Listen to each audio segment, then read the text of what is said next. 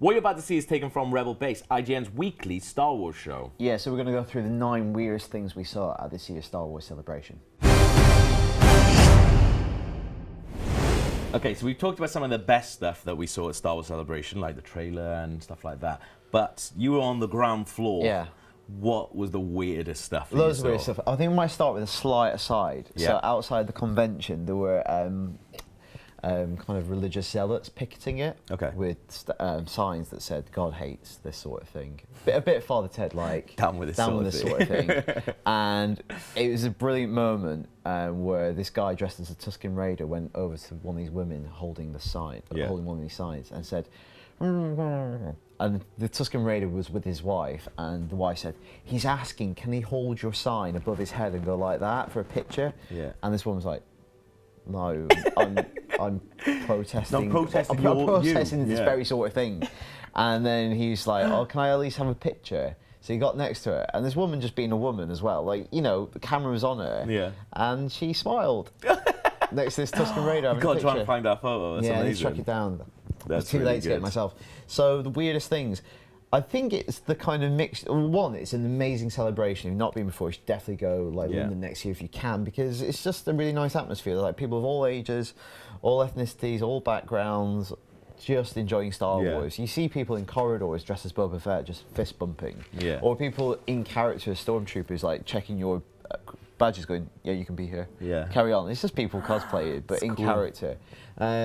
But I think it's the mixture of Star Wars and just the mundane. Yeah. Like you go into the lifts at hotels, and there's one lift I went into, me and Mitch, for our Battlefront interviews, and we opened it, and there's a bunch of stormtroopers, and Chewbacca crouched at the back. And it's just stuff like that. One of my favourite things was when you go into the show, there's these things called weapon checking stations, where if you bring in like guns and blasters and stuff, they need to be checked, just in case. We're in America after all. I think that's quite sort of standard at like Comic-Cons and stuff like that, because obviously people walking around with like katana blades and stuff. I just love that. It's like the mixture of just the mundane and like people dressed as Jedi Knights walking around, or like just going to food vans. Just eating like in character. Yeah, I love that stuff. I like that. That's good. Yeah. What else? So cosplay.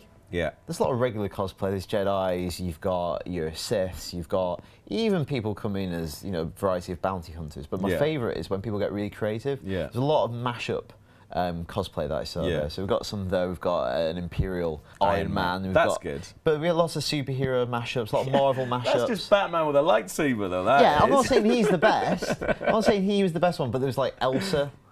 From Frozen. I saw Master Chief. I saw a Magneto Jedi. Oh, awesome. Just loads of crazy stuff like that. This is a cool little one as well, I really like. Yeah, that's one of my favourite. The texture on that was amazing. Like, it was kind of like leather metal that had been treated to look like metal. But just like really kind of outre and weird cosplay out of your standard Jedi robes. That's really good. I love that. That's really good. The next thing you put down is competitive thumb wrestling. What you on about? I have no idea why that was the Star Wars celebration. So I actually filmed it. Was it Star Wars themed? So it was sponsored by Band-Aid, like the American plaster Band-Aid makers. And it was really good because they had like this big box. It was really good. It had a really big box full of like free plasters, and there were Star Wars plasters. It was really good because my new trainers were really hurting me, so I actually needed a plaster, but then I didn't want to use it because anyway, that's a digression. And they were thumb wrestling because if you're a professional thumb wrestler, apparently you use plasters. Like boxers kind of tape up their hands. God. It's like it's a tool of the trade. And there's this man who I think was a professional thumb wrestler. Yeah. On stage, and there's like a professional thumb wrestling setup where you put your arm in, and like people could go up and challenge him. And there was a woman next to me, and I thought it was his wife, the professional, and I don't know if it was, but she was just like shouting through the whole thing, like supporting this guy, like she was in love with him. Oh my God. She was just there, like basically like kick his ass, Seabass. Just do it. And there's this little kid fighting him, and he's just owning him. I don't know why that was there. Apart from Star Wars plasters. I want to see that. If it's in London, I'll have a go. Did you have a go? No, I was a bit scared. Next thing then, pin badge trade-in. Pin badge trading What is this? Mental. So at Star Wars Celebration, there's merchandise that you can only get at the convention. Right. So the first day was just nuts. I don't know why they hadn't anticipated how many people would want to buy stuff. Yeah. So they hadn't set up snake queuing. So people were queuing with merchandise outside of the show floor. Yeah. People could just walk off with it. So they reformatted it. And I got in early one day and I thought, right, I'm going to go get myself some T-shirts. Got me some socks. Got me some Star Wars Celebration Leave socks. no man behind. Crispy socks. I don't know why they're crispy. Probably You asked for because you've been wearing them. So anyway, I queued up to get in, and there's already a big queue before the show had even opened for people who paid more to get in early. Okay.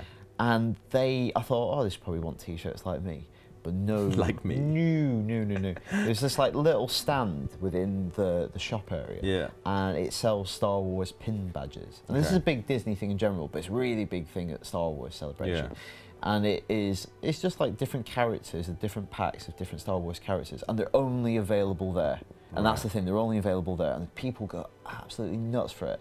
And I was watching people go in to get these, and everyone just immediately went for this little kind of standing display of them, point of sale. And they just crushed each other, just piled in, just grabbing handfuls of them, Wow. Women were getting knocked over, getting crushed up against it, and then like it was almost like piranha fish desiccated, just ripping apart its prey. God. And they'd all gone. And freaking pin badges. But this is the most interesting thing I thought, the most fascinating. After they're all gone, people were like, oh, that was horrible. And then people were sitting on the floor with these pin badges, putting them out, going, right, I got these, do you want to trade? So they haven't even bought them at that point. What? But they were trading them, like going, oh, do you want to swap? Because people had just gone in and cleared out a whole line of them. And they were just trading on the floor. What if they just stole them? Well, they don't legally own them yet. But That's so weird. That's really weird. It's terrifying. And this one woman was like in the queue and I was speaking to her because I was buying a T-shirt and she's like, I thought I was going to die. I thought I was going to die. I was too small for it. What? I thought I was going to die. Imagine being murdered over a Star Wars pin badge. I like Star Wars, but come on. Pin badges. So next year at London, we need to go set up a camera and just film that every single... It was like Black Friday. All right, this is a funny one. Anthony Daniels giving Rancor a bone. Yeah, so they had a huge life-size model of the Rancor at Star Wars Celebration, which is incredible. I can't remember his name. I think it's Roxy the Rancor. Yeah. And it looked amazing. It looked incredible. And I was just on the show floor early one morning, and Anthony Daniels was just hovering about. Yeah. And he went in, and they were like, "Go on, put the bone in his mouth. Put the bone in his mouth." And like he went, "All right," and he's like feeding a bone to the Rancor. That's weird. It's a funny picture though. I like it. One man and his droid. What's this? One man and his droid. So there was a big area of the show floor. I didn't really know what was going on. A lot of people were crowding around, and I went up to kind of investigate. And there was kind of a course of like cones and little Jawas. And on the side, there were people who brought their R2 units that they built. Oh my God. And what it was basically, it's like one man and his dog. You have to like race and navigate your droid through this obstacle course. Awesome. So it's beautiful. It's the relationship between one man and his droid. Oh, that is lovely. Yeah. I wish I could have seen that. Kenny Baker R2-D2? This is probably the most disturbing thing I saw at Star Wars Celebration. So there's a lot, Celebration, there's lots of things going around. There's little kids running around. Yeah. There's lots of little droids and robots just scooting about, really well made. Yeah. And then this monstrosity appeared out of nowhere. It's R2, but just got Kenny Baker's weird simulacrum head popping out the top of it. That's odd. That is a really weird picture as well. It's too odd. It is odd. And finally then, Drunk Rebels. Tell me about the Drunk Rebels. Do you think you'd like to be part of the Drunk Rebels? Definitely. I saw the video, it's so good. It's so weird. So we'll play now, I guess. But like, it's so odd. I was just on the show floor and it's quite noisy anyway. Yeah. And, people screaming. And then out of nowhere, these like, it's like a stag do appears. It's like loads of X-Wing pilots just on a stag do, just like running around. And this is what they did all day, just going, way, way. Yeah. And they're just like jumping up and down, pushing through a crowd. And then bizarrely, just at the end, there's Bender with a wig on and a mustache, dressed as a rebel pilot.